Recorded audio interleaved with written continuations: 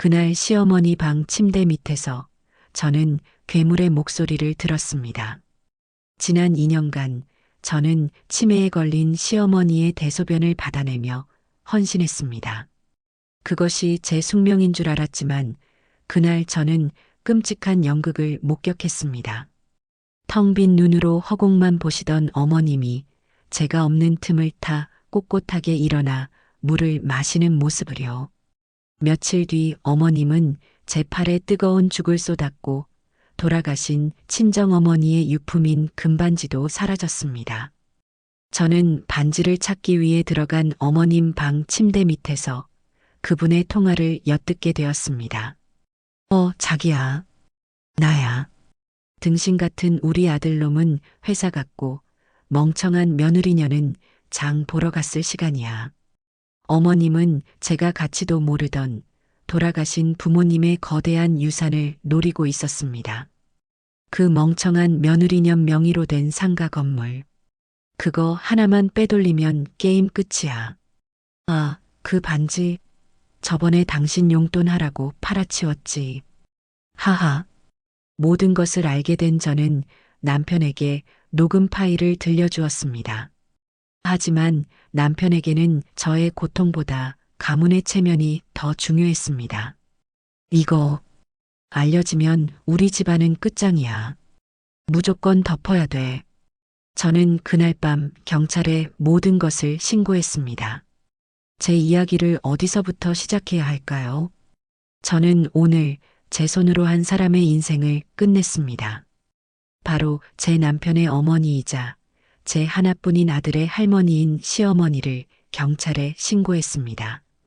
불과 몇 시간 전만 해도 저는 이 끔찍한 진실을 꿈에도 모른 채 여느 때와 같은 아침을 맞이하고 있었습니다. 그날 아침 시어머니의 방문을 열었을 때 코를 찌르던 약 냄새가 아직도 생생합니다. 시간을 조금 앞으로 돌려 그날 아침의 일상으로 가보겠습니다. 배경은 어머님의 침실입니다. 어머님, 일어나셨어요? 제가 기저귀 갈아드릴게요. 밤새 불편하진 않으셨어요? 대답 없는 시어머니의 몸을 조심스럽게 돌려 눕히는 일이 제 하루의 시작이었습니다. 멍하니 허공만 바라보시는 얼굴을 닦아드리며 저는 그저 이것이 며느리로서 제게 주어진 숙명이라 생각했습니다. 주방으로 나와 정성껏 죽을 쑤었습니다. 혹시라도 목에 걸리실까 믹서에 곱게 갈아 식탁이 아닌 어머님 침대 곁으로 가져갔습니다. 어머님 식사하셔야죠. 제가 맛있는 죽 쑤어왔어요. 자, 한 숟가락만 드셔보세요. 시어머니는 아이처럼 입을 벌렸지만 반쯤은 삼키고 반쯤은 턱으로 흘려버리셨습니다.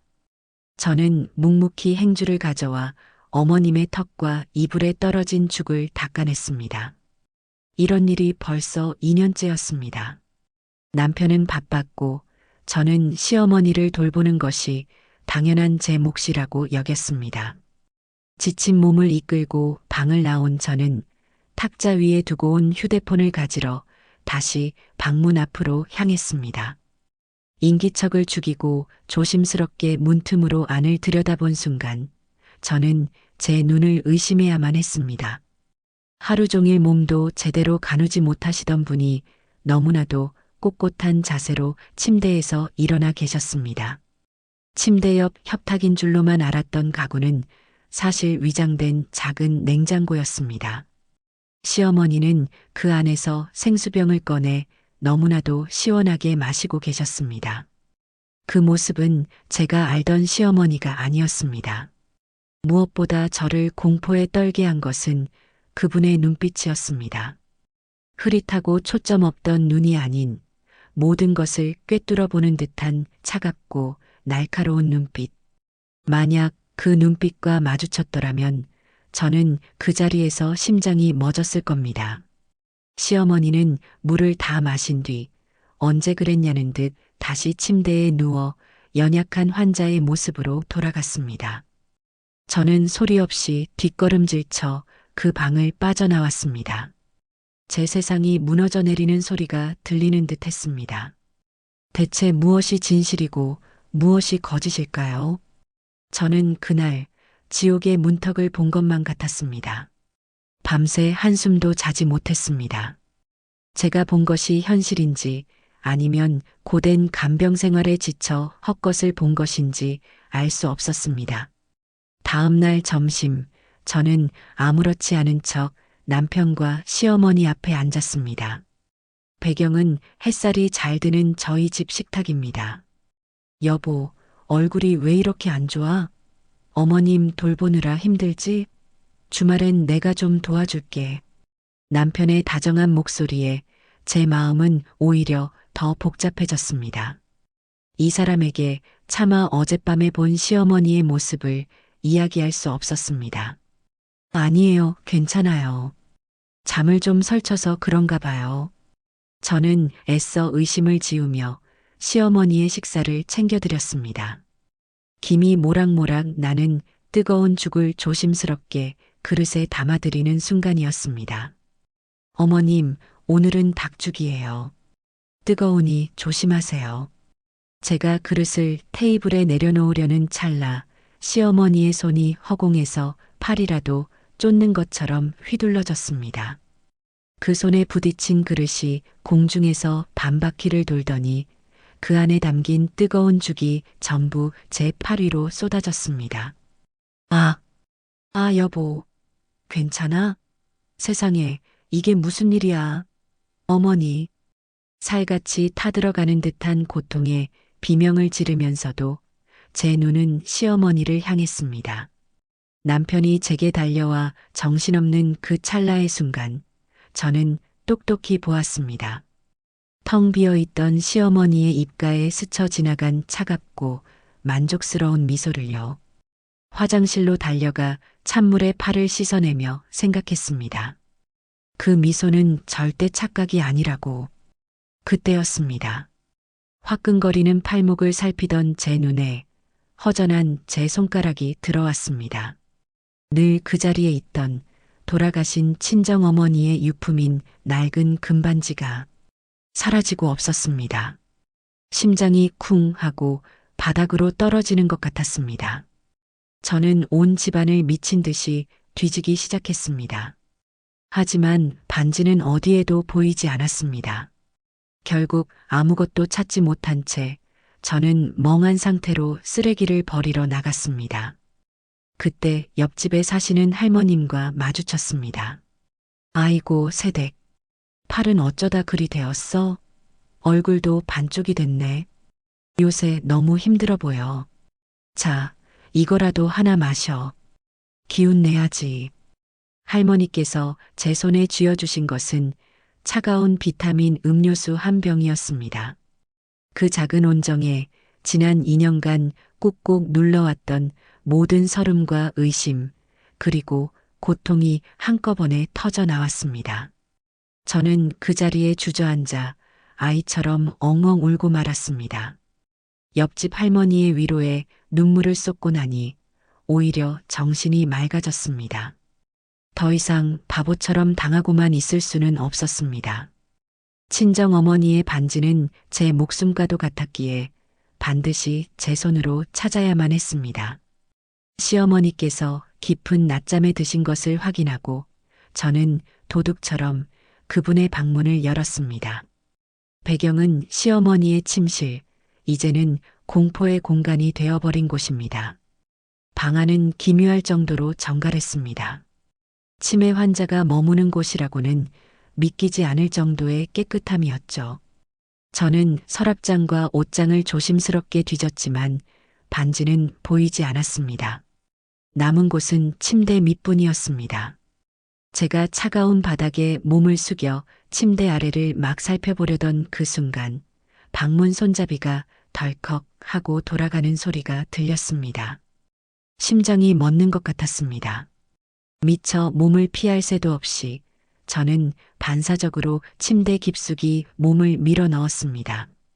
잠시 후 시어머니께서 방으로 들어오셨고 제 귀에 믿을 수 없는 소리가 들렸습니다. 철컥. 방문이 잠기는 소리였습니다. 저는 완벽한 덫에 갇히고 말았습니다. 침대 밑에 먼지 낀 어둠 속에서 저는 제 귀를 의심했습니다. 방금 전까지 말 한마디 못하시던 분의 입에서 나온 목소리라고는 믿을 수가 없었습니다. 너무나 또렷하고 젊고 도끼가 가득한 목소리였습니다. 자기야. 나야. 지금 괜찮아, 괜찮아. 등신 같은 우리 아들놈은 회사 갔고 멍청한 며느리녀는 장 보러 갔을 시간이야. 집안에 아무도 없어. 시어머니는 누군가와 통화를 하고 있었습니다. 저는 숨조차 제대로 쉴 수 없었습니다. 그럼 계획대로 착착되고 있지. 의사도 완전히 속아 넘어갔다니까? 내가 하도 연기를 잘해서 나라에서 상이라도 줘야 할 판이야. 이제 그 멍청한 며느리년 명의로 된 상가 건물, 그거 하나만 우리 아들 앞으로 돌려놓으면 게임 끝이야. 그 목소리는 제 심장을 얼어붙게 만들었습니다. 아, 그 반지, 그깟 푼돈 되는 걸 뭐하러 가지고 있어. 저번에 당신 용돈 하라고 준 돈, 그걸로 판 거야. 그년이 눈치챈 것 같던데 치매 노인이 어디 뒀는지 잊어버렸다고 하면 그만이지. 하하. 시어머니의 웃음소리가 비수처럼 제 심장에 박혔습니다. 온몸이 사시나무처럼 떨렸지만 저는 본능적으로 주머니 속 휴대폰을 꺼내 들었습니다. 그리고 떨리는 손가락으로 화면의 빨간 녹음 버튼을 눌렀습니다. 이것이 지옥의 목소리를 담는 유일한 방법이었습니다. 자기만 믿어. 이 지긋지긋한 집구석에서 나가서 당신이랑 편하게 살 날도 얼마 안 남았으니까. 응, 사랑해.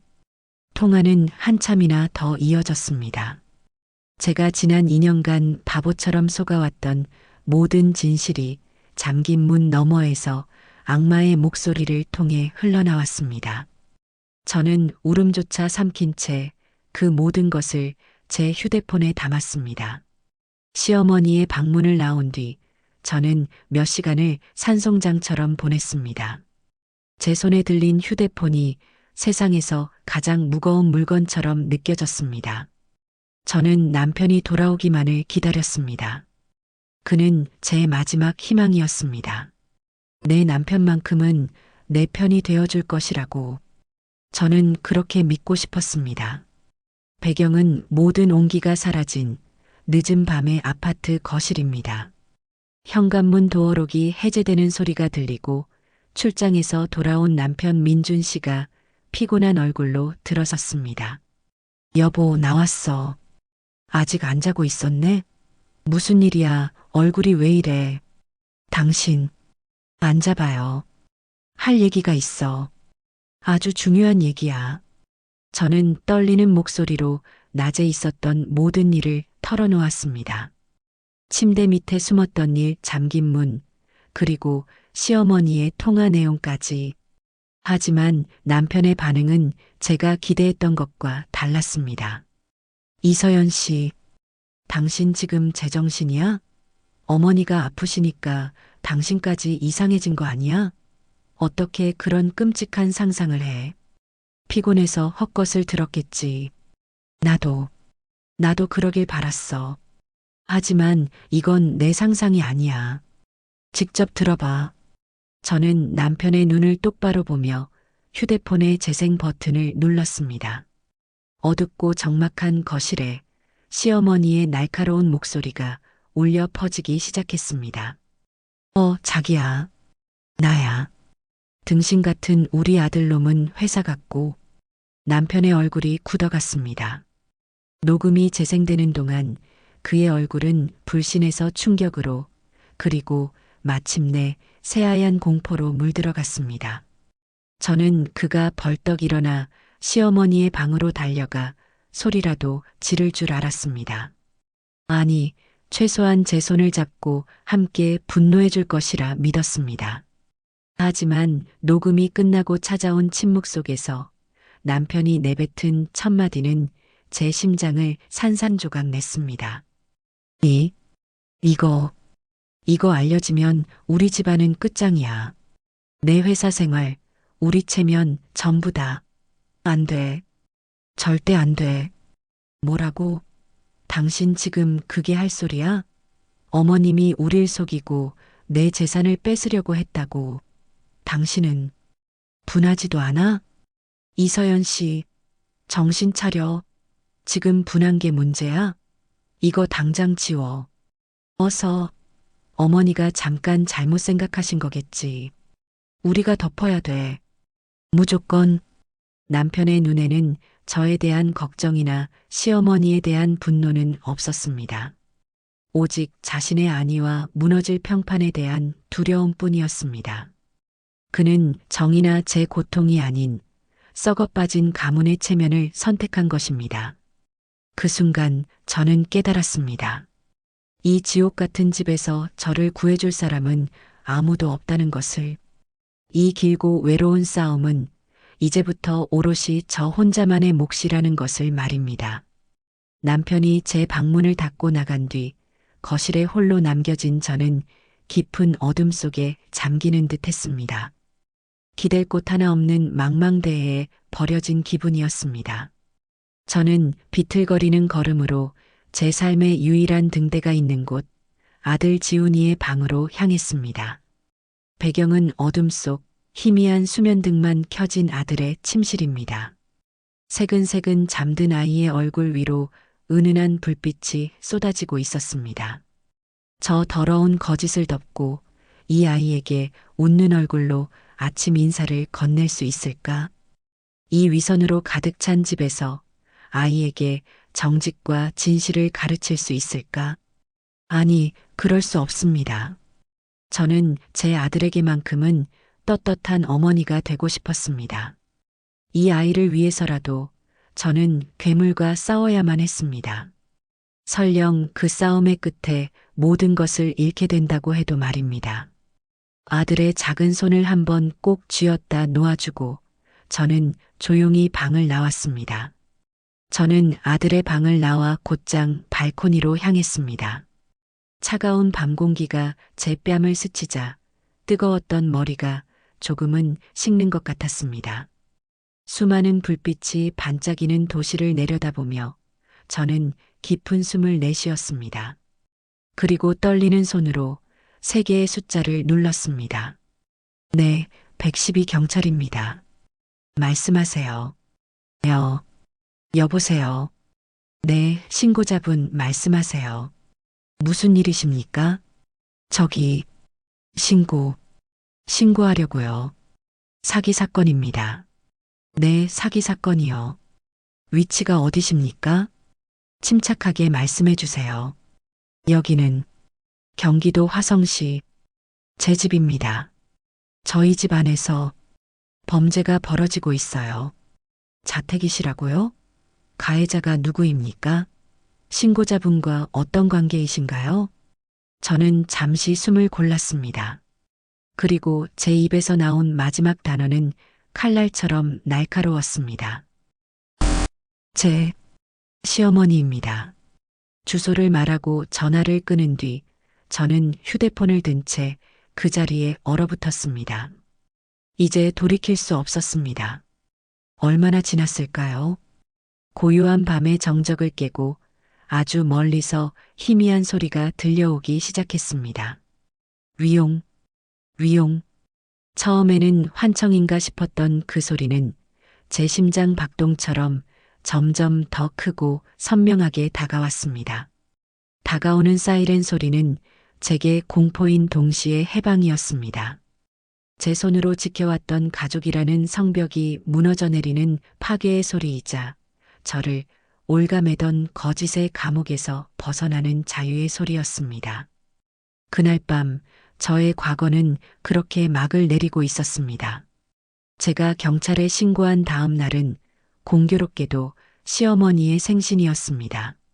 남편은 모든 것을 덮기 위해 보란 듯이 파티를 준비했습니다. 거짓된 행복으로 꾸며진 거실에 앉아있는 기분은 마치 폭풍전야의 바다 한가운데에 떠 있는 것 같았습니다. 시간은 다음 날 오후, 배경은 풍선과 생일 장식으로 꾸며진 저희 집 거실입니다. 남편 민준 씨는 아무 일도 없다는 듯 억지 웃음을 지으며 손님들을 맞았고 신우이 미영이는 불안한 눈빛을 감추지 못했습니다. 그리고 그 중심에는 세상에서 가장 연약한 피해자인 척 휠체어에 앉아 계신 시어머니가 있었습니다. 자자, 다들 주목. 이제 어머님 촛불 끌 시간입니다. 하나뿐인 우리 며느리가 아침부터 정성껏 끓인 미역국에 케이크까지 준비했네. 다들 노래 부를 준비됐죠? 남편이 저를 치켜 세우는 말이 역겹게 들려왔습니다. 저는 아무 표정 없이 케이크에 불을 붙였습니다. 활활 타오르는 촛불을 보며 저는 곧 이 집안의 모든 거짓과 위선도 저 불꽃처럼 타버리기를 기도했습니다. 생일 축하합니다. 생일 축하합니다. 사랑하는 우리 엄마. 노래가 절정에 다다랐을 때였습니다. 딩동딩동 고요한 아파트에 날카로운 초인종 소리가 울려 퍼졌습니다. 노래가 뚝 끊겼습니다. 아니, 이 시간에 누구야? 금방 다녀올 테니 다들 계속하세요. 남편이 현관문을 열자 문 앞에는 제복을 입은 경찰관 2명이 서 있었습니다. 남편의 얼굴이 하얗게 질리는 것을 저는 똑똑히 보았습니다. 화성동 부경찰서에서 나왔습니다. 이서연 씨 되십니까? 어젯밤 접수된 사기 사건 신고 건으로 방문했습니다. 아, 아닙니다. 경찰관님, 뭔가 오해가. 제 아내가 요즘 스트레스가 심해서 이건 그냥 가족 간의 문제. 남편이 비굴하게 변명하며 경찰을 막아서는 순간 제가 앞으로 나섰습니다. 더 이상 숨거나 두려워하지 않기로 결심했습니다. 제가 신고했습니다. 경찰관님, 오해 아닙니다. 제가 신고한 사기범이 바로 이 집 안에 있습니다. 거실에 있던 모든 사람의 시선이 제게로 쏠렸습니다. 저는 천천히 손을 들어 휠체어에 앉아 있는 시어머니를 정확히 가리켰습니다. 제 손가락이 향한 곳을 본 가족들은 경악을 금치 못했습니다. 남편은 절망적인 표정을 지었고 시누이는 입을 틀어막았습니다. 형님, 정말로 그때였습니다. 평생 아프다던 시어머니가 휠체어에서 벌떡 일어날 듯 몸을 비틀며 인간의 것이라고는 믿기 힘든 날카로운 비명을 질렀습니다. 꺄악! 그 비명과 함께 거짓된 생일 파티는 막을 내렸습니다. 그리고 진짜 전쟁이 시작되었습니다. 생일 파티의 소란은 경찰서로 고스란히 옮겨왔습니다. 차갑고 딱딱한 의자에 앉아 있으니 비로소 제가 무슨 일을 저질렀는지 실감이 나기 시작했습니다. 제 맞은편에는 남편과 시어머니가, 그리고 그 옆에는 모든 상황이 귀찮다는 듯한 표정의 경찰관 한 분이 앉아 계셨습니다. 배경은 형광등 불빛이 차갑게 내려앉는 화성동 부경찰서의 작은 조사실입니다. 자, 이서연 씨. 어머님이 치매를 연기하면서 사기를 쳤다고 신고하셨는데 이게 정확히 무슨 말씀이십니까? 경찰관님, 제 아내가 요즘 어머님 간병 때문에 너무 힘들어서 그렇습니다. 스트레스가 심해서 헛것을 보고 듣고 저희 어머닌 보시다시피 말씀도 제대로 못하시는 분입니다. 남편은 제 말이 끝나기도 전에 끼어들며 저를 정신이 온전치 못한 사람으로 몰아갔습니다. 남편의 말에 시어머니는 기다렸다는 듯 어린아이처럼 고개를 갸웃거리며 제 옷소매를 붙잡았습니다. 그 연기에 경찰관의 눈빛이 미세하게 흔들리는 것을 저는 보았습니다. 아니에요. 다 거짓말이에요. 저를 믿어주세요. 여보, 제발 그만해. 왜 일을 이렇게까지 만들어? 경찰관님, 정말 죄송합니다. 저희가 집안일로 소란을 피웠네요. 제 절박한 외침은 히스테릭한 며느리의 발악처럼 들리는 듯 했습니다. 경찰관은 저와 효자 아들인 제 남편, 그리고 아픈 노모를 번갈아 보더니 깊은 한숨을 내쉬었습니다. 이서연 씨, 일단 진정하시고요. 이건 저희가 개입할 형사사건이라기보다는 가정 상담이나 정신과 진료를 받아보시는 게 좋을 것 같습니다. 보호자분께서 잘 좀 챙겨드리세요. 보호자라는 말에 남편의 어깨가 으쓱거렸습니다.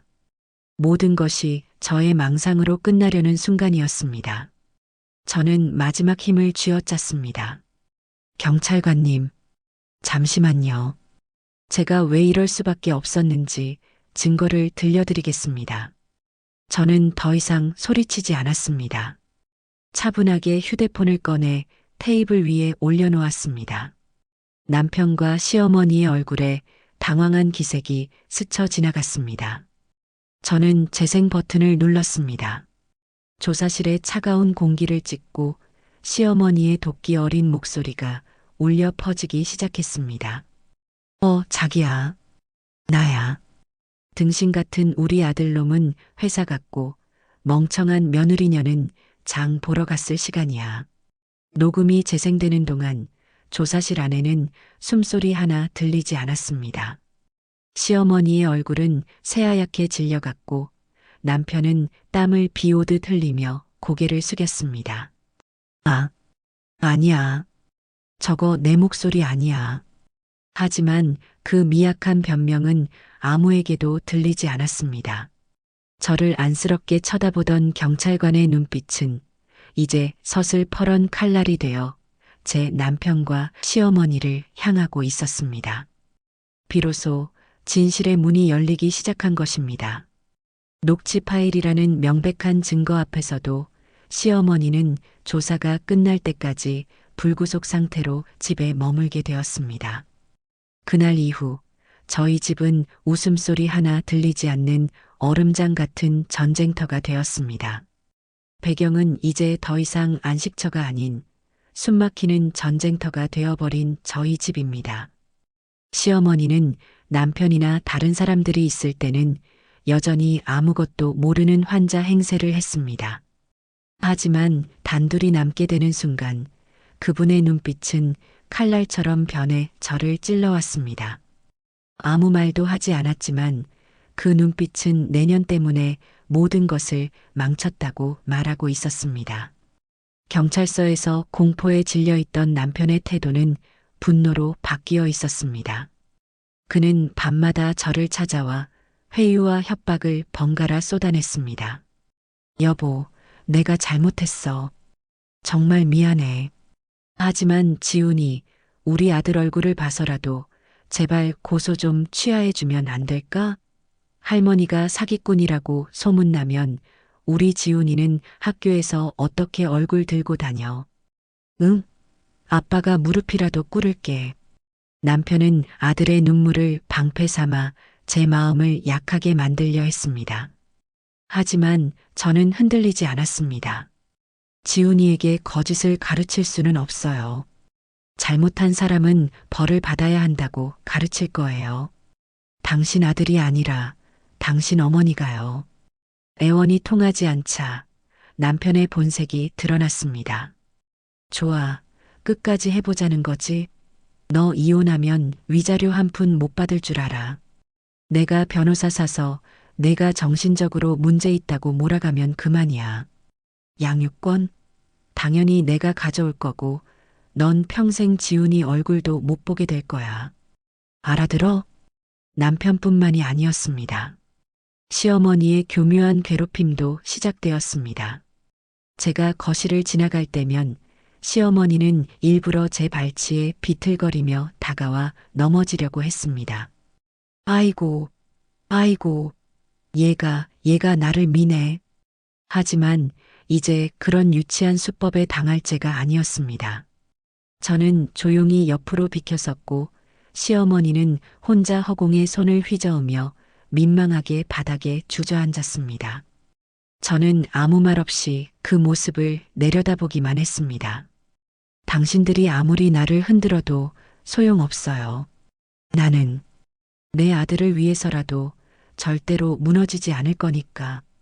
그들은 저를 고립시키고 압박하면 제가 무너질 것이라 생각했겠지만 착각이었습니다. 그들의 비열한 행동은 오히려 제 결심을 더욱 단단하게 만들 뿐이었습니다. 저는 이미 모든 것을 걸었으니까요.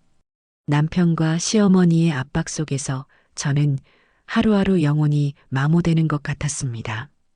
이 지옥에서 저를 도와줄 사람은 아무도 없다고 생각하던 어느 날 오후 휴대폰이 짧게 울렸습니다.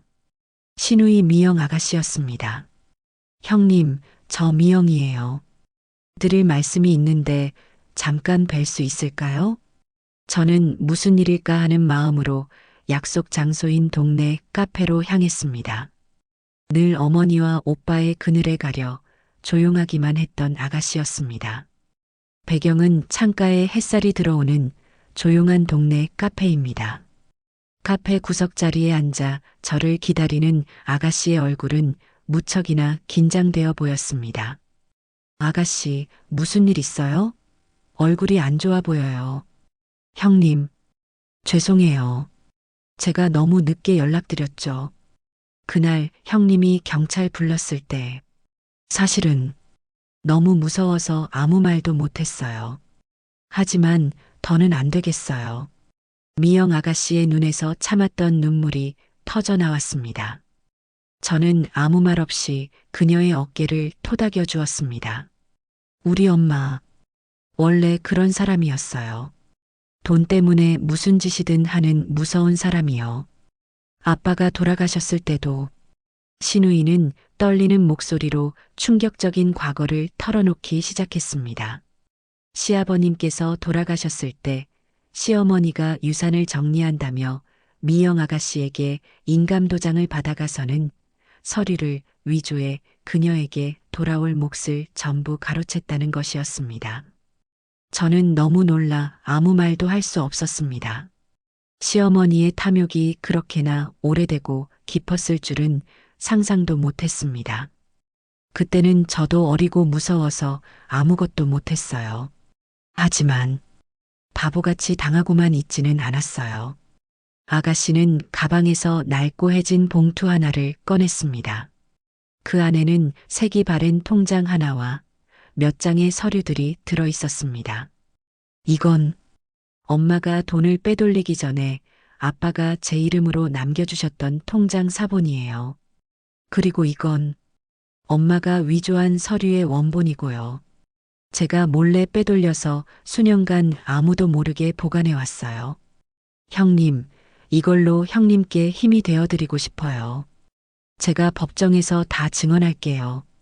저는 낡은 통장을 든 신우이의 떨리는 손을 꼭 잡아주었습니다. 늘 여리고 약하게만 보였던 아가씨가 제게는 천군만마처럼 느껴졌습니다. 아가씨, 고마워요. 정말, 정말 고마워요.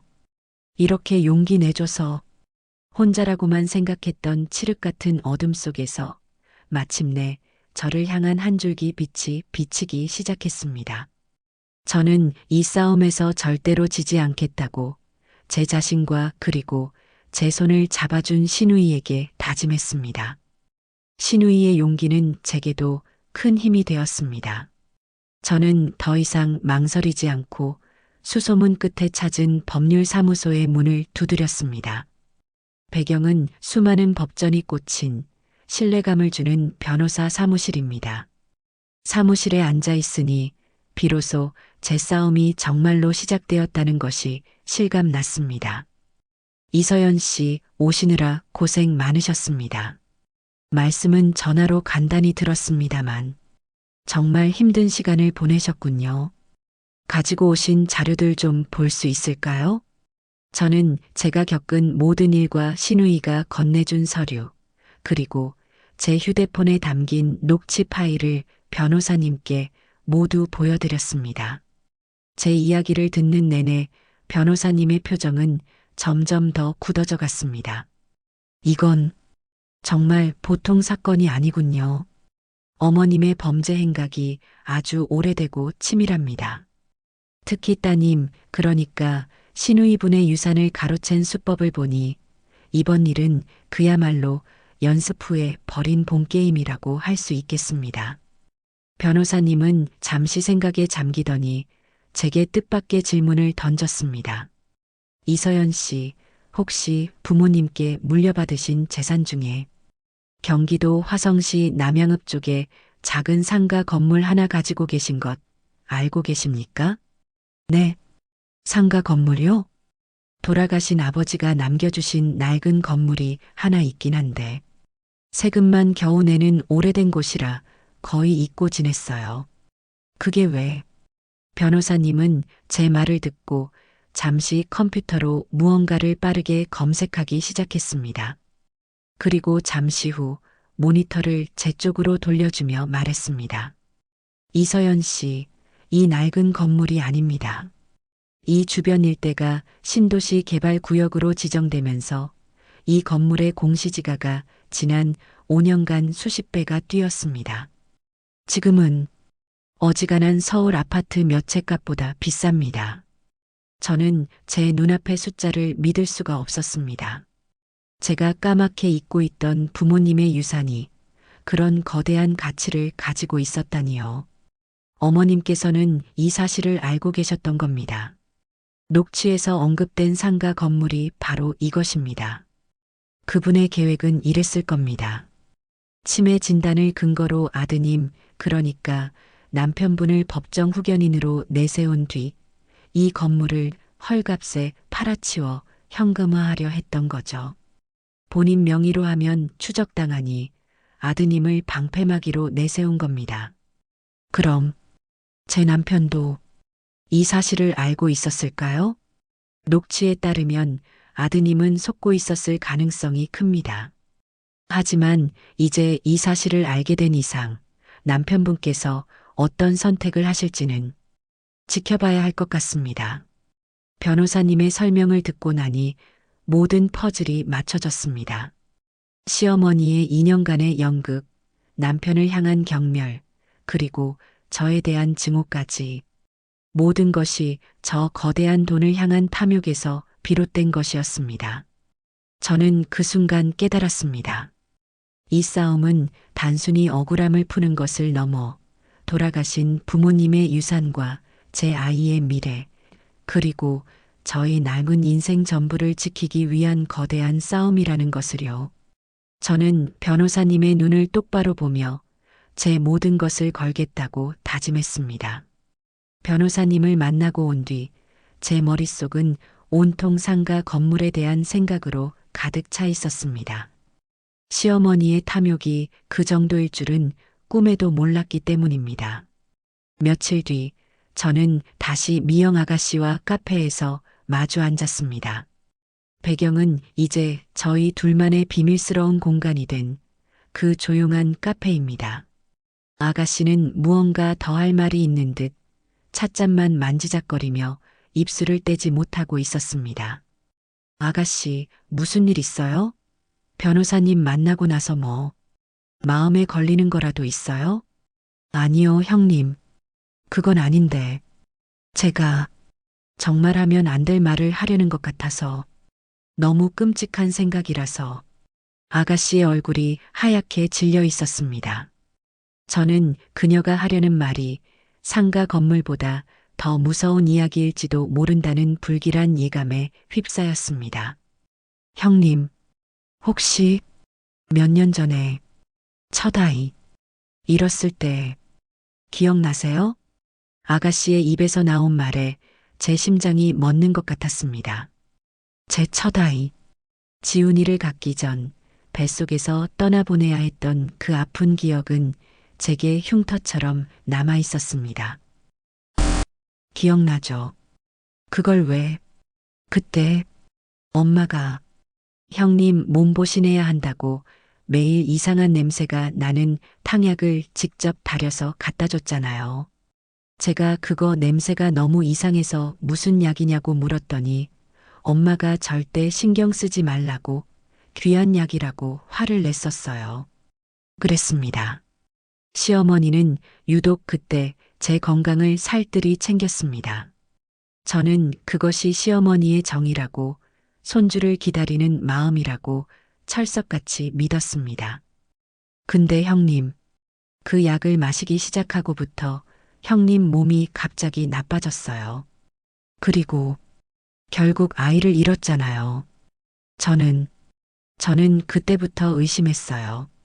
아니, 어쩌면 엄마가 일부러 그런 게 아닐까 하고 저는 아무 대답도 할 수 없었습니다.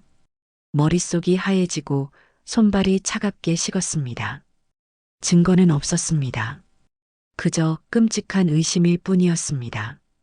하지만 지난 며칠간 제가 본 시어머니의 진짜 얼굴을 떠올리니 그 의심이 사실일지도 모른다는 공포가 온몸을 휘감았습니다. 설마 아무리 그래도 사람이 어떻게 자기 손주를 형님 미안해요. 이런 말에서 정말 미안해요. 하지만 형님은 알아야 할 것 같았어요. 우리 엄마가 어떤 사람인지. 아가씨의 고백은 제 가슴에 남아있던 마지막 온기마저 차갑게 식혀버렸습니다. 재산을 탐내는 사기꾼. 그것만으로도 용서할 수 없었는데 어쩌면 내 아이의 생명까지. 더 이상 시어머니는 제게 남편의 어머니가 아니었습니다. 그녀는 용서받지 못할 악마였습니다. 그리고 저는 제 남은 인생을 걸어서라도 반드시 그 악마를 심판대에 세우겠다고 잊었던 아이의 이름을 부르며 맹세했습니다. 변호사님과 신우이의 도움으로 법적인 준비를 해나가는 동안 집안의 공기는 하루가 다르게 살얼음판처럼 변해갔습니다. 경찰의 조사가 본격적으로 시작되자 시어머니와 남편의 초조함은 극에 달했습니다. 특히 남편 민준 씨는 거의 매일같이 저를 붙잡고 늘어졌습니다. 배경은 더 이상 가족의 공간이 아닌 차가운 대립만이 남은 아파트 거실입니다. 서연아, 내가 정말 다 잘못했다. 내가 천하의 불효자의 나쁜 남편이야.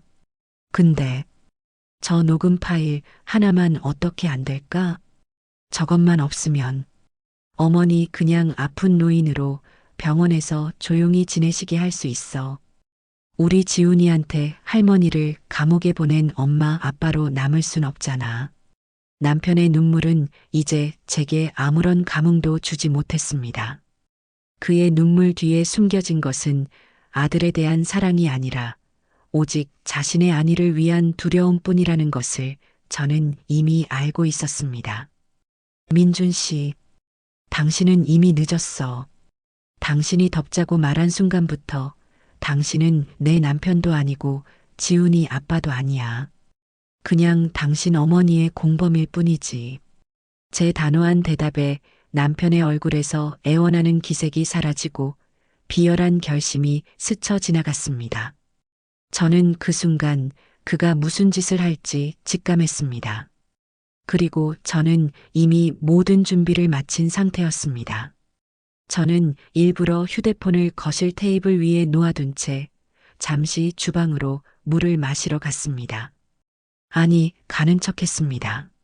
주방 벽 뒤에 숨어 거실 책장 구석에 몰래 설치해둔 작은 카메라를 향해 모든 신경을 집중했습니다. 아니나 다를까 제가 사라지자마자 남편은 주위를 살피더니 잽싸게 테이블 위 제 휴대폰을 집어들었습니다. 그리곤 현관으로 달려나가 신발도 제대로 신지 못한 채 밖으로 뛰쳐나갔습니다. 그는 아마 휴대폰을 어딘가에 버리거나 부숴버릴 생각이었겠지요. 그리고 녹음 파일의 원본이 사라졌다고 주장할 셈이었을 겁니다. 얼마 뒤 남편은 아무 일도 없었다는 듯 헐레벌떡 집으로 돌아왔습니다. 그는 제가 휴대폰이 없어진 것을 아직 모른다고 생각했겠지요. 나왔어? 목이 말라서 물 좀 마셨네. 지훈이는 방에 있고 저는 말없이 제 서랍에서 다른 휴대폰을 꺼내 남편의 눈앞에 보여주었습니다. 그 화면 속에서는 방금 전 남편이 다급하게 제 휴대폰을 훔쳐 달아나는 모습이 고스란히 재생되고 있었습니다. 찾는 게 이거야? 당신이 훔쳐간 그 휴대폰은 그냥 빈 껍데기야. 녹음 파일 원본은 변호사님께 안전하게 보관되어 있고 이건 그 사본이고 그리고 방금 당신이 한 행동은 증거인멸 시도라는 또 하나의 범죄가 되는 거고, 제 말을 듣는 남편의 얼굴이 절망으로 일그러졌습니다. 그는 제 손바닥 위에서 발버둥 치는 벌레에 불과했습니다. 그의 비열한 행동은 제게 아무런 상처도 주지 못했습니다. 오히려 자신의 몰락을 재촉하는 또 하나의 증거가 되었을 뿐입니다. 저는 그 모습을 보며 이 싸움의 끝이 머지 않았음을 확신했습니다.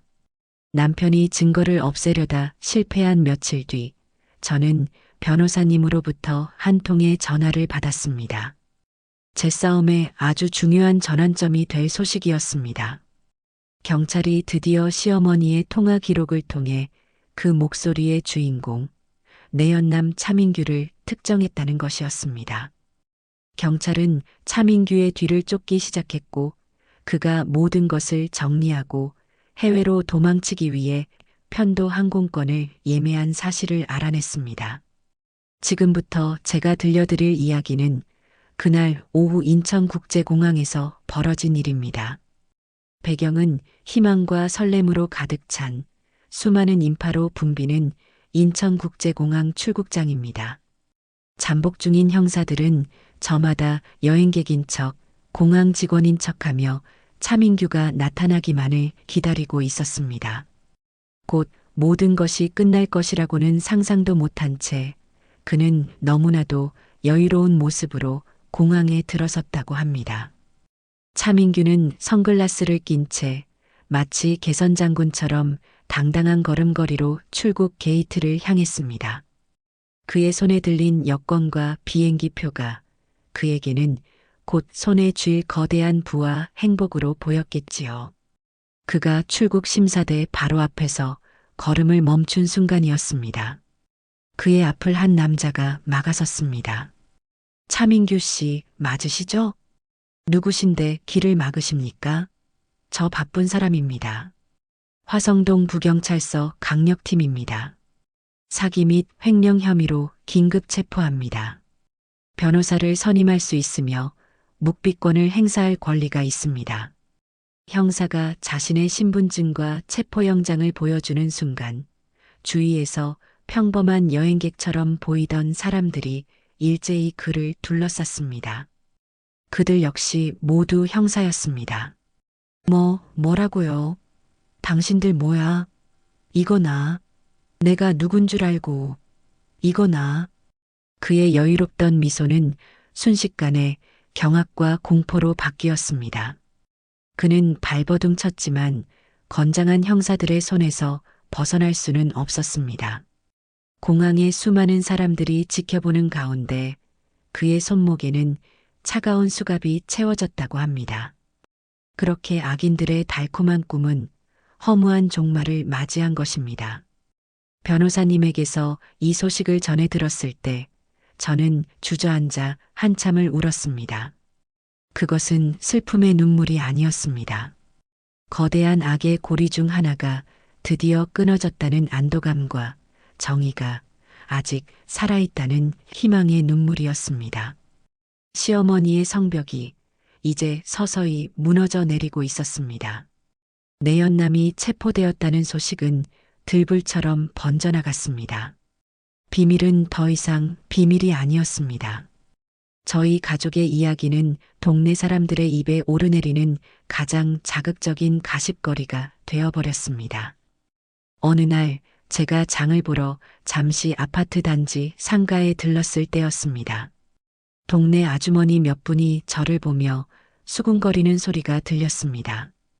배경은 사람들이 오가는 아파트 단지 내 작은 마트 앞입니다. 어머, 쟤 맞지? 시어머니를 경찰에 신고했다는 그 독한 며느리. 그러게 말이야. 아무리 그래도 어떻게 가족을. 돈 때문에 그랬다는 말도 있고.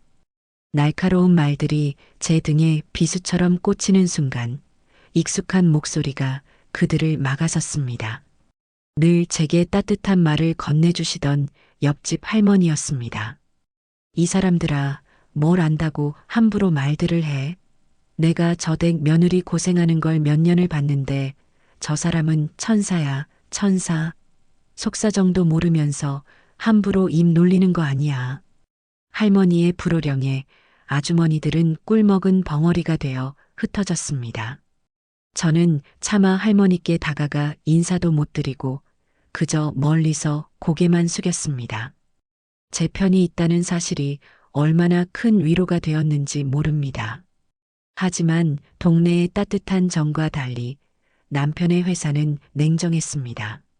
소문은 남편의 회사에까지 파다하게 퍼졌고 결국 올 것이 오고야 말았습니다. 그날 오후 남편은 임원 회의실로 호출되었다고 합니다. 배경은 창밖으로 도시가 내려다 보이는 차갑고 현대적인 대기업 임원 회의실입니다. 그를 부른 사람은 평소 그를 아끼던 부사장이었습니다.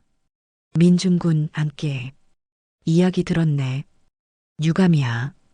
부사장님, 아닙니다. 그건 제 아내의 오해고 저희 어머님은 그저 편찮으실 뿐입니다. 제가 다 해결하겠습니다. 민중군, 자네 어머니가 정말 아프신지 자네 아내가 오해를 한 건지는 우리 회사에 중요하지 않아. 중요한 건 자네 이름이 불미스러운 사건으로 언론에 오르내릴 수 있다는 사실이야.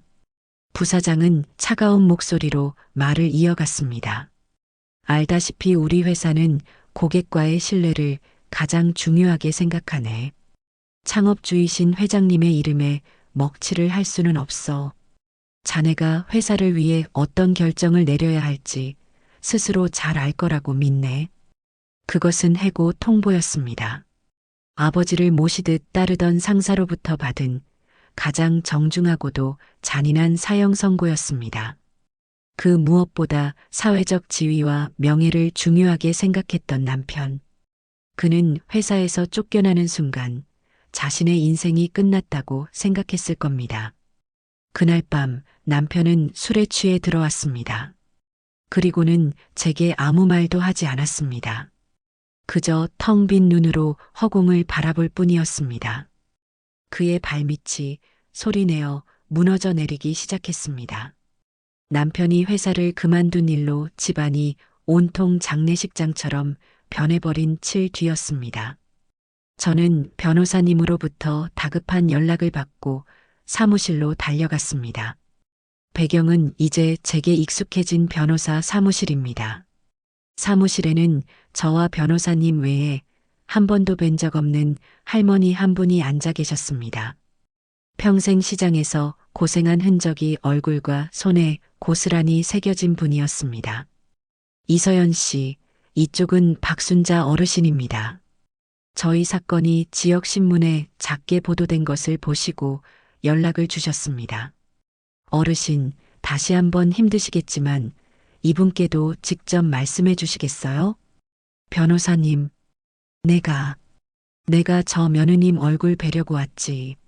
아유, 그동안 맘고생이 얼마나 심했어. 박순자 할머니는 제 손을 잡으며 눈물을 글썽이셨습니다. 그리고는 10수년 전 까맣게 잊고 싶었던 그날의 이야기를 꺼내 놓으셨습니다. 내가 저 화상을 처음 만난 건 시장에서였어. 얼마나 싹싹하고 상냥하게 굴던지. 동네 상인들한테 자기가 목돈 만들게 해준다고 개를 하나 만들자고 하더라고. 할머니의 말씀에 따르면 시어머니는 시장 상인들을 모아 갯돈을 붓게 하고는 마지막 갯돈을 타는 날 밤 모든 돈을 들고 야반도주를 했다고 합니다. 그때 우리 시장 상인들 여럿이 길바닥에 나앉았어. 평생 모은 돈, 자식들 대학 등록금까지 다 날린 사람이 한둘이 아니었지. 경찰에 신고했지만 그 여자는 이미 이름까지 바꾸고 멀리 이사를 가버려서 잡을 수가 없었어. 그게 내 평생의 한이야, 한. 할머니의 이야기를 듣는 동안 저는 온몸에 소름이 돋았습니다. 시어머니의 범죄는 제 상상을 훨씬 뛰어넘는 것이었습니다. 그럼 그때 그 사람이 정말 저희 시어머니가 맞을까요? 제가 어르신께 오현숙 씨의 젊을 적 사진을 보여드렸습니다. 정확히 그 사람이 맞다고 확인해 주셨습니다. 박순자 어르신의 증언은 아주 중요합니다. 이번 사건이 단순한 가족 간의 재산 다툼이 아니라 피고인이 아주 오래전부터 사기를 일삼아온 상습범이라는 것을 입증하는 결정적인 증거가 될 겁니다. 내 돈은 못 받아도 좋아. 근데 저렇게 악독한 사람은 반드시 벌을 받아야 혀. 며느님, 부디 나 대신, 우리 시장 사람들 대신 저 사람 벌 받게 해줘. 응? 저는 할머니의 주름진 손을 마주 잡았습니다. 그 손에서 평생의 억울함과 슬픔이 고스란히 느껴졌습니다. 네, 할머님. 걱정 마세요. 저 절대 포기하지 않을 거예요. 할머님의 한도 제가 꼭 풀어드릴게요. 그날 이후 제 어깨는 더욱 무거워졌습니다. 이제 이 싸움은 더 이상 저 혼자만의 싸움이 아니었습니다. 시어머니라는 이름의 악마에게 고통받은 모든 이들의 눈물을 닦아주어야 하는 무겁고도 신성한 책임이 제게 주어진 것입니다. 또 다른 피해자이신 박순자 할머니를 뵙고 온 날, 저는 그날 밤 뜬 눈으로 밤을 새웠습니다. 그리고 다음 날 아침, 제 인생에서 가장 무거운 결심을 실행에 옮겼습니다. 바로 제 남편 민준 씨와의 인연을 제 손으로 끊어내는 것이었습니다. 저는 미영 아가씨와 함께 가정법원으로 향했습니다. 배경은 수많은 사람들이 각자의 사연을 안고 오가는 수원가정법원 로비입니다. 차가운 공기 속에서 제 손에 들린 서류 봉투가 천근만근처럼 느껴졌습니다. 형님, 정말 괜찮으시겠어요? 마지막으로 오빠랑 이야기 한번 더 해보지 않으셔도요? 아가씨는 제 손을 꼭 잡아주며 걱정스러운 눈빛으로 물었습니다. 피를 나눈 오빠와의 인연이 끊어지는 것을 보는 아가씨의 마음도 편치 않았을 겁니다. 아니요, 아가씨. 저는 제 마음을 정했어요. 제 남편은 저를 배신한 순간 이미 남보다 못한 사람이 되었어요. 이제 와서 돌이킬 수 있는 건 아무것도 없어요. 저는 제 자신에게 그리고 저를 걱정해주는 아가씨에게 다짐하듯 말했습니다. 지난 결혼 생활의 수많은 날들이 주마등처럼 스쳐 지나갔습니다.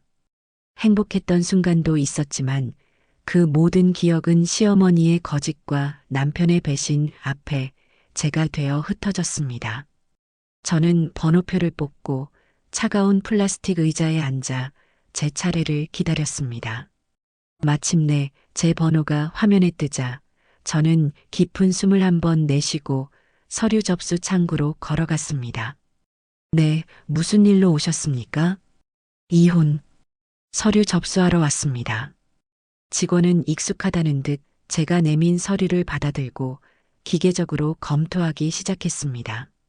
그 짧은 시간이 제게는 영원처럼 느껴졌습니다. 서류 확인됐습니다. 접수되셨습니다. 다음 분. 접수되었다는 말을 듣는 순간 제 어깨를 짓누르던 거대한 바위 하나가 사라지는 것 같았습니다. 서류 한 장의 무게는 분명 천근만근이었지만 그 종이를 손에서 놓는 순간 제 영혼은 깃털처럼 가벼워졌습니다. 형님, 고생 많으셨어요. 정말. 아니야. 이제 시작인걸. 우리 맛있는 밥이라도 먹으러 갈까? 저는 법원을 나오며 하늘을 올려다보았습니다. 그날따라 하늘이 유난히 파랗고 높아 보였습니다. 저는 더 이상 시어머니의 며느리도 남편의 아내도 아니었습니다. 저는 이제 오롯이 제 이름 석자로 제 인생을 다시 개척해 나갈 것입니다. 그 무겁고도 가벼운 종이 한 장이 제게 새로운 시작을 허락한 것입니다. 이혼 서류를 접수한 뒤 몇 달이라는 시간이 지옥처럼 흘러갔습니다. 그리고 마침내 모든 진실을 가릴 재판의 날이 밝았습니다. 배경은 높고 엄숙한 분위기의 수원지방법원 법정입니다. 법정 안에 들어서는 순간 거대한 벽 앞에 홀로 선 것처럼 숨이 막혀왔습니다. 제 반대편에는 변호사와 함께 앉아 있는 남편과 휠체어에 몸을 의지한 시어머니가 보였습니다. 시어머니는 수척해진 얼굴에 초점 없는 눈으로 허공을 바라보며 누가 보아도 정신이 온전치 못한 노인의 모습을 하고 있었습니다. 그 뻔뻔한 연극에 저는 구역질이 치밀어 오르는 것을 간신히 참아야 했습니다. 존경하는 재판장님, 피고인 오현숙은 현재 중증 혈관성 치매로 인해 정상적인 판단이 불가능한 심신미약 상태입니다. 피고인은 교활한 내연남 차민규에게 철저히 이용당한 피해자일 뿐입니다. 시어머니 측 변호인은 모든 죄를 이미 구속된 내연남에게 떠넘기며 시어머니를 아픈 몸으로 이용만 당한 불쌍한 노인으로 포장했습니다. 저를 가장 절망하게 한 것은 증인석에 선 남편의 모습이었습니다.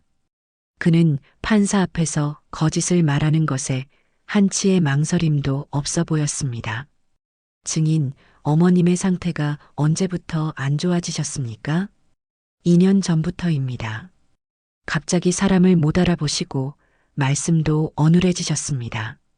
제 아내, 이서연 씨가 어머님 간병을 도맡아 하면서 스트레스가 아주 심했습니다. 증인의 아내, 이서연 씨가 제출한 녹취 파일에 대해서는 어떻게 생각하십니까? 그건 제 아내가 어머님을 미워하는 마음에 목소리가 비슷한 사람을 시켜 조작한 것일지도 모릅니다. 제 아내는 간병 스트레스로 인해 현실과 망상을 구분하지 못하는 상태였습니다. 제가 남편으로서 더 잘 보살폈어야 했는데 모든 것이 제 불찰입니다. 남편은 눈물까지 글썽이며 저를 정신병자로 그리고 자신을 그런 아내를 둔 불쌍한 남편으로 만들어버렸습니다. 방청석이 술렁이기 시작했고 판사님마저 저를 의심의 눈초리로 바라보는 것 같았습니다. 그 순간 법정 안의 모든 사람이 저의 적이 된 것만 같았습니다. 진실을 말하는 제 목소리는 아무에게도 닿지 않고 거짓으로 무장한 그들의 목소리만이 법정을 가득 채우고 있었습니다. 신이시여, 정말 보고 계십니까? 어째서 진실은 이토록 힘이 없고 거짓은 저렇게도 당당할 수 있는 것입니까? 시어머니 측 변호인의 의기양양한 표정과 저를 한심하게 쳐다보는 남편의 눈빛을 마주하며 저는 깊고 어두운 절망의 구렁텅이로 빠져드는 것만 같았습니다. 모든 것이 이대로 그들의 거짓말 속에서 끝나버릴 것만 같았습니다. 남편의 거짓 증언이 끝나고 마침내 제 이름이 불렸습니다. 방청석에 앉아 계신 신우이 미영 아가씨와 또 다른 피해자이신 박순자 할머니의 얼굴이 보였습니다. 저는 그분들을 생각하며 떨리는 다리에 힘을 주고 증인석으로 걸어나갔습니다. 저를 향한 남편의 경멸 어린 시선과 시어머니의 텅 빈 연기가 느껴졌습니다. 배경은 법정 안 모든 이의 시선이 집중된 증인석입니다. 증인 이서연 씨, 선서해 주십시오. 증인은 지난 2년간 시어머니 오현숙 씨를 자택에서 간병한 것이 맞습니까? 네, 맞습니다. 그 과정에서 힘들었던 점은 없었습니까? 남편인 민준 씨의 증언에 따르면 극심한 스트레스로 인해 망상을 겪었다고 하던데요. 검사님의 질문에 저는 남편을 한번 쳐다보고는 다시 판사님을 향해 고개를 돌렸습니다. 저는 소리치거나 울지 않았습니다. 그저 제가 겪었던 진실을 있는 그대로 말하기 시작했습니다. 힘들었습니다. 하지만 육체적인 고통보다 더 힘들었던 것은 따로 있었습니다. 그것은 제가 진심으로 돌봐드렸던 어머님께서 사실은 아픈 척 연기를 하고 계셨다는 배신감이었습니다. 저는 그날 아침에 보았던 꼿꼿하게 서서 물을 마시던 시어머니의 모습, 제 팔에 뜨거운 죽을 쏟고는 차가운 미소를 짓던 그 얼굴, 그리고 침대 밑에서 들었던 그 모든 일들을 담담하게 증언했습니다. 재판장님, 이에 있습니다. 증인은 아무런 증거도 없이 본인의 망상을 사실인 것처럼 이야기하고 있습니다. 시어머니 측 변호인이 자리에서 벌떡 일어나 소리쳤습니다. 그때 저희 측 검사님이 조용히 말했습니다. 증거가 왜 없습니까? 지금부터 피고인 오현숙의 진짜 목소리를 이 법정에 있는 모든 분들께 들려드리겠습니다. 검사님의 말과 함께 법정에는 잠시 무거운 침묵이 흘렀습니다. 그리고 곧 스피커를 통해 제 인생을 바꾼 그 목소리가 흘러나오기 시작했습니다. 자기야. 나야.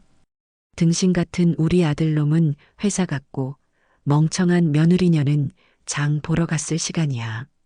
시어머니의 또렷하고 도끼 어린 목소리가 법정 전체를 장악했습니다. 방청석에서는 경악의 탄식이 터져나왔고 변호인의 얼굴은 하얗게 질렸습니다. 휠체어에 앉아 멍한 표정을 짓고 있던 시어머니의 어깨가 미세하게 떨리는 것을 저는 놓치지 않았습니다. 그 멍청한 며느리년 명의로 된 상가 건물, 그거 하나만 우리 아들 앞으로 돌려놓으면 게임 끝이야. 그 반지, 저번에 당신 용돈 하라고 준 돈, 그걸로 판 거야. 하하. 시어머니의 경박한 웃음소리가 스피커를 통해 울려 퍼지는 순간 그녀의 모든 거짓말은 산산조각이 났습니다. 저를 정신병자라 말하던 남편은 고개를 숙인 채 차마 저를 쳐다보지도 못했습니다. 저는 증인석에 앉아 무너져 내리는 그들의 모습을 조용히 지켜보았습니다. 제 목소리는 고요했지만 진실의 힘은 그 어떤 고함보다도 강하고 위대했습니다. 비로소 이 기나긴 싸움의 저울이 제 쪽으로 기울기 시작한 것입니다. 제 증언이 끝나고 법정은 한동안 충격의 침묵에 휩싸였습니다. 다음으로 증인석에 불려나온 사람은 제 시누이 미영 아가씨였습니다. 배경은 여전히 무거운 공기가 감도는 법정의 증인석입니다. 오빠인 민준 씨는 믿을 수 없다는 듯한 표정으로 동생을 바라보았고 시어머니는 휠체어에 앉은 채 미동도 없이 딸을 노려보고 있었습니다. 증인 오미영 씨, 증인은 피고인 오현숙 씨의 친딸이 맞습니까? 네, 맞습니다. 아가씨의 목소리는 작게 떨리고 있었지만 그 눈빛만은 그 어느 때보다 단단했습니다. 그녀는 자신이 평생 어머니의 그늘 아래에서 어떻게 살아왔는지, 그리고 아버지가 돌아가신 뒤 어머니가 어떻게 자신의 유산을 가로챘는지를 서류 증거와 함께 하나하나 증언하기 시작했습니다. 저는 평생 엄마가 무서웠습니다. 돈을 세상에서 가장 중요하게 생각했고 돈을 위해서라면 자식인 저나 오빠도 언제든 이용할 수 있는 사람이었습니다. 아버지가 남겨주신 제 몫의 유산을 빼앗아갈 때도 저는 반항 한 번 하지 못했습니다. 검사의 질문에 아가씨는 저를 한번 돌아보고는 눈물을 글썽이며 말을 이었습니다. 그것은 저와 카페에서 나누었던 그 끔찍한 의심에 대한 이야기였습니다. 저희 형님이 몇 년 전 아이를 유산했을 때가 있었습니다. 그때 저희 엄마는 매일같이 형님에게 직접 달인 탕약을 가져다 주었습니다. 하지만 그 약을 마신 뒤로 형님의 몸은 눈에 띄게 나빠졌습니다. 저는 그때 엄마가 형님을 질투하고 있다는 것을 느꼈습니다. 오빠의 사랑을 독차지하고 곧 손주까지 낳을 형님을요. 저는 엄마가 무슨 짓을 했는지 두 눈으로 보지는 못했습니다. 하지만 저는 엄마가 그러고도 남을 사람이라는 것을 압니다. 재판장님, 이에 있습니다. 증거도 없는 명백한 명예훼손입니다. 변호인의 날카로운 목소리에도 미영 아가씨는 자리에서 일어나 피고인석을 향해 돌아섰습니다. 그녀의 얼굴은 눈물로 범벅이 되어 있었습니다. 엄마, 어떻게 나한테 그리고 형님한테 이럴 수가 있어. 당신은 돈이 그렇게 좋았어? 돈 때문에 자식 인생 망치고 며느리 재산 뺏고 어쩌면 뱃속에 손주까지. 아가씨의 절규에 법정 안의 모든 사람들이 숨을 죽였습니다. 그녀는 손가락으로 시어머니를 가리키며 마지막 말을 토해냈습니다. 저 사람은 제 어머니가 아닙니다. 돈 때문에 가족을 지옥으로 몰아넣은 악마입니다. 재판장님, 부디 저 악마에게 가장 무서운 벌을 내려주십시오. 말을 마친 아가씨는 그 자리에 주저앉아 오열했습니다. 그녀의 피 맺힌 증언은 시어머니의 마지막 남은 동정론마저 완전히 박살내는 거대한 망치와도 같았습니다. 저는 눈물을 흘리는 아가씨의 모습을 보며 함께 울었습니다. 한 여자의 인생을 망가뜨린 어머니의 탐욕이 결국 자신의 딸에게서 가장 끔찍한 심판을 받게 된 것입니다. 재판의 향방은 이제 그 누구도 되돌릴 수 없었습니다. 신우이의 절규가 잦아든 법정은 깊은 충격에 빠져 있었습니다. 재판장님의 엄숙한 목소리와 함께 이 사건의 마지막 증인이 법정으로 들어섰습니다. 공항에서 체포되었던 시어머니의 내연남 차민규였습니다. 배경은 재판의 마지막을 향해 달려가는 무거운 긴장감이 감도는 법정의 증인석입니다. 공항에서의 여유롭던 모습은 온데간데 없었습니다. 수척해진 얼굴과 겁에 질린 눈빛. 그는 모든 것을 포기한 사람처럼 보였습니다. 그는 피고인석에 앉은 시어머니와는 눈도 마주치지 않았습니다. 증인 차민규, 피고인 오현숙 씨와 함께 이서연 씨의 재산을 편취하려 한 혐의 인정하십니까? 차민규는 잠시 입술을 달싹이다가 아주 작은 목소리로 대답했습니다. 그 대답은 시어머니의 마지막 희망을 끊어버리는 것이었습니다. 네, 인정합니다. 전부 사실입니다. 그의 자백에 시어머니 측 변호인이 경악하며 자리에서 일어났지만 재판장님의 제지로 다시 주저앉았습니다. 이제 그에게는 오직 자신의 형량을 줄이는 것만이 중요해 보였습니다. 그렇다면 묻겠습니다. 치매를 연기하여 재산을 가로채자는 계획은 누가 먼저 제안했습니까? 오현숙입니다. 전부 다 저 여자가 시킨 일입니다. 저는 그저 그 여자가 하자는 대로 했을 뿐입니다. 그는 갑자기 목소리를 높이며 모든 책임을 시어머니에게 떠넘기기 시작했습니다. 치매 연기를 하자고 한 것도 오현숙이고 며느리 명의의 상가 건물을 팔아치우자고 한 것도 저 여자입니다. 심지어 며느리의 반지를 훔쳐다 제게 용돈이라며 던져준 것도 저 여자입니다. 그는 시어머니가 얼마나 치밀하게 치매 증상을 연구하고 연습했는지, 그리고 아들인 민준 씨를 어떻게 등신이라 부르며 속여왔는지에 대해 모든 것을 털어놓았습니다.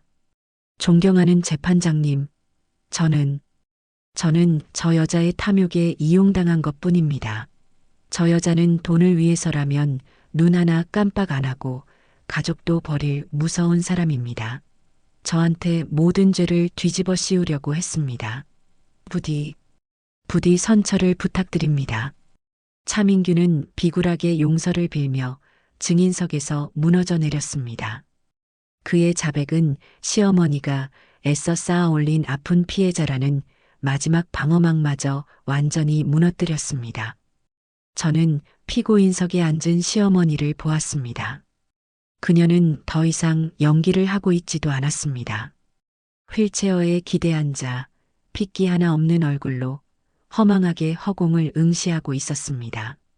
모든 것이 끝났다는 것을 그녀 자신도 깨달은 것이겠지요. 악인들은 서로를 물어뜯으며 함께 파멸하고 있었습니다.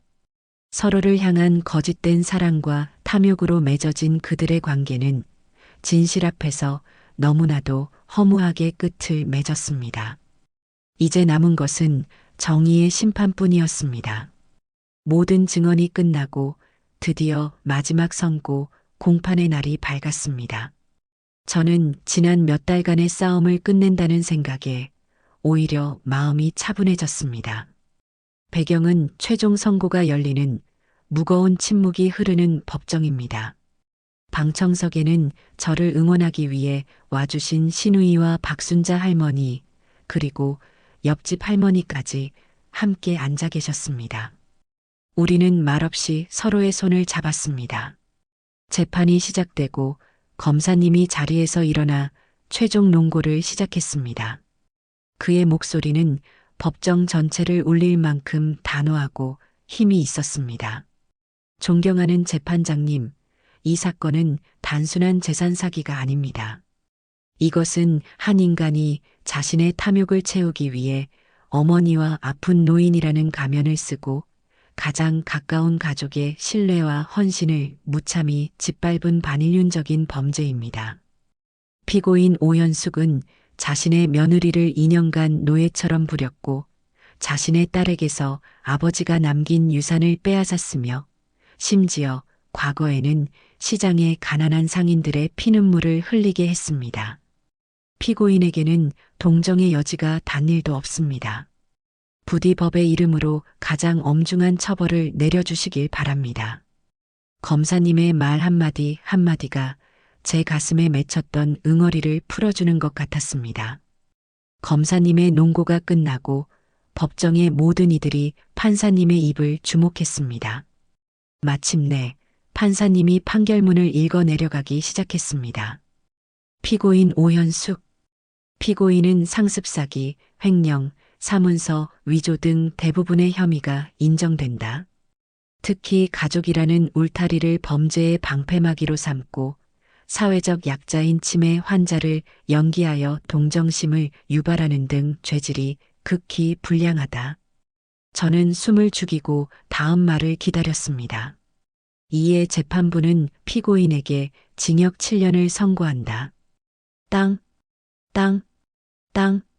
판사님의 망치 소리가 울려 퍼지는 순간 시어머니는 휠체어에서 벌떡 일어났습니다. 더 이상 아픈 척하지도 않았습니다. 내가 뭘 잘못했는데 저 독한 년이 내 아들 홀려서 내 재산 뺏어가려는 거잖아. 이서연, 이 나쁜 년. 너 절대 가만 안 둬. 내가 나가서 너랑 내 새끼까지 다 죽여버릴 거야. 시어머니는 제게 저주를 퍼부으며 발악하다가 교도관들에게 양팔이 붙들려 힘없이 끌려나갔습니다. 그 추악한 마지막 모습에 남편 민준 씨는 차마 고개를 들지 못했습니다. 모든 것이 끝나고 저는 멍한 상태로 법정을 나섰습니다. 그때였습니다. 재판을 마치고 나오시던 판사님께서 제 곁을 지나다 잠시 멈춰 서셨습니다. 이서연 씨 되십니까? 네, 네, 재판장님. 홀로 진실을 밝히는 과정이 얼마나 외롭고 힘드셨을지 짐작합니다.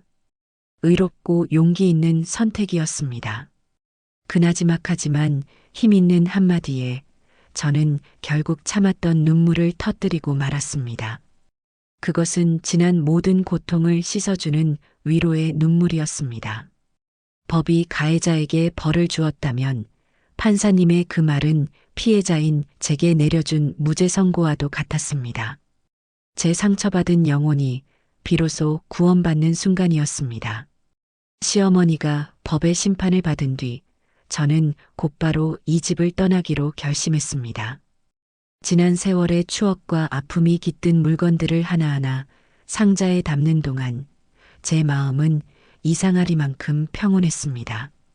배경은 이삿짐 박스로 가득 찬 텅 비어가는 아파트 거실입니다. 마지막 상자에 테이프를 붙이고 있을 때 등 뒤에서 익숙하지만 낯선 목소리가 들렸습니다. 며칠 만에 본 남편은 제가 알던 그 사람이 아니었습니다. 값비싼 옷 대신 구겨진 셔츠를 입고 있었고 자신감 넘치던 얼굴은 절망으로 가득 차 있었습니다. 서연아, 이사 가는구나. 보다시피 여긴 어떻게 온 거야?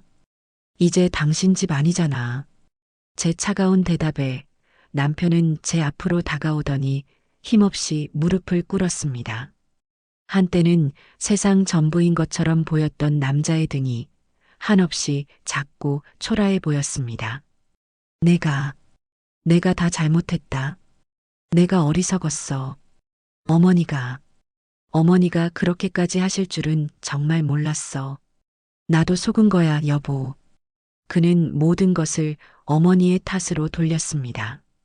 마지막 순간까지도 그는 자신의 비겁한 선택에 대해서는 한마디도 하지 않았습니다. 직장도 잃고 친구들도 다 등 돌렸어. 나한테 남은 건 아무것도 없어. 제발, 제발 나 한 번만 용서해 주면 안 될까? 지훈이를 위해서라도. 우리 지훈이가 아빠 없는 아이로 크게 할 순 없잖아. 내가 평생 당신한테 속죄하면서 살게. 응? 남편의 눈물을 보았지만 제 마음은 조금도 흔들리지 않았습니다. 너무 늦은 후회였고 진심이 없는 변명이었습니다. 저는 말없이 가방에서 서류 봉투 하나를 꺼냈습니다. 이게 내 대답이야. 이게 뭐야? 이혼, 서류? 당신은 지훈이 아빠 될 자격 없어. 당신이 나한테 지워달라고 했던 그 녹음 파일, 나중에 지훈이가 커서 스스로 판단하게 할 거야. 자기 아버지가 어떤 사람이었는지, 그리고 자기 할머니의 죄를 덮기 위해 엄마를 버렸다는 사실을. 서연아, 제발, 내가 정말 잘못했. 저는 남편의 애원을 등 뒤로 한 채 마지막 짐이 담긴 가방을 들었습니다. 박스더미 사이에서 오열하는 그를 저는 단 한 번도 돌아보지 않았습니다. 현관문을 열고 밖으로 나서는 순간 묵은 냄새가 가득했던 집안의 공기와는 다른 상쾌한 바깥 공기가 제 폐를 가득 채웠습니다. 저는 그렇게 제 과거와 저를 배신했던 남자와 지옥 같았던 결혼 생활에 마침표를 찍었습니다. 미련은 없었습니다. 남편과 이혼까지 모두 마무리된 며칠 뒤, 저는 마지막 정리를 위해 변호사님을 찾아뵈었습니다. 법정에서의 싸움은 끝났지만 제 마음속에는 앞으로 어떻게 살아가야 할지에 대한 막막함이 남아 있었습니다. 배경은 이제 제게 든든한 아군이 되어준 변호사님의 사무실입니다. 그런 제게 변호사님은 뜻밖의 서류를 건네주셨습니다. 이서연 씨, 이건 돌아가신 아버님의 유언장 사본입니다. 이번 사건을 처리하면서 재산 관계를 정리하다가 발견했습니다. 특히 이 상가 건물에 관한 부분을 한번 읽어보시겠습니까? 변호사님이 가리킨 곳에는 낯선 법률 용어들이 가득했습니다. 제가 어리둥절한 표정을 짓자 변호사님이 차근차근 설명해 주시기 시작했습니다. 간단히 말씀드리면 아버님께서는 이 건물을 따님께 그냥 물려주신 게 아닙니다. 법적인 신탁 계약을 통해 20년간은 따님이 임의로 처분할 수 없도록 안전장치를 걸어두셨습니다. 이번에 어머님께서 그토록 건물을 팔려고 했지만 실패했던 이유가 바로 이것 때문입니다. 서류상 소유주는 따님이 맞지만 법적으로는 신탁회사의 동의 없이는 매각이 불가능했던 거죠. 신탁이요? 왜 아빠가 그런 복잡한 걸? 제 질문에 변호사님은 유언장의 한 구절을 손으로 짚으며 읽어주셨습니다. 유언장에 그 이유가 적혀 있습니다. 내 딸 서연이가 혹여나 살면서 경제적으로 어려움을 겪거나 배우자나 그 가족으로부터 부당한 압박을 받을 경우를 대비하여 이 재산만큼은 온전히 내 딸과 손주를 위해 쓰일 수 있도록 지키고자 한다라고요. 변호사님이 읽어주는 유언장의 한 구절에 저는 숨을 멈췄습니다. 잊고 지냈던 아버지의 목소리가 귓가에 들리는 듯 했습니다. 아버님께서는 모든 것을 내다보고 계셨던 겁니다. 따님을 얼마나 아끼고 사랑하셨는지 이 서류 한 장에 전부 담겨 있네요. 저는 더 이상 참지 못하고 테이블 위로 엎드려 눈물을 쏟아냈습니다.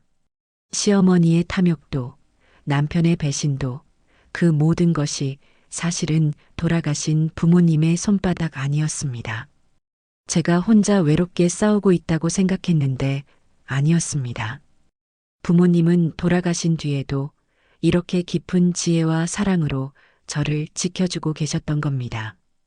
그 거대한 사랑 앞에서 저는 제가 겪었던 모든 고통이 아무것도 아닌 것처럼 느껴졌습니다. 아빠, 엄마, 보고 싶어요. 한참을 울고 나서야 저는 겨우 고개를 들 수 있었습니다. 변호사님은 말없이 제게 따뜻한 차 한 잔을 건네주셨습니다. 이제 이 재산은 온전히 이서연 씨와 아드님의 것입니다. 새로운 삶을 시작할 든든한 발판이 되어줄 겁니다. 사무실을 나오며 저는 제 손에 들린 유언장 사본을 가슴에 꼭 품었습니다. 이제 저는 혼자가 아니었습니다. 세상에서 가장 든든한 두 분이 하늘에서 저를 지켜보고 계시니까요. 저는 그 사랑을 연료 삼아 씩씩하게 제 인생의 다음 장을 열어갈 것입니다.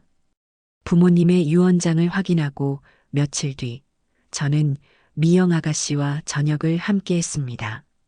모든 것이 끝나고 나니 저희는 오히려 더 자주 만나게 되었습니다. 더 이상 어색한 형님과 시누이가 아닌 세상에 둘도 없는 친구처럼 말입니다. 배경은 동네 골목에 새로 생긴 작고 따뜻한 분위기의 한식당입니다. 구수한 된장찌개 냄새가 마음을 편안하게 만들어주는 곳이었습니다. 가게는 어때요, 아가씨? 아니지. 이제 미영 씨라고 불러야 하나? 어머, 형님.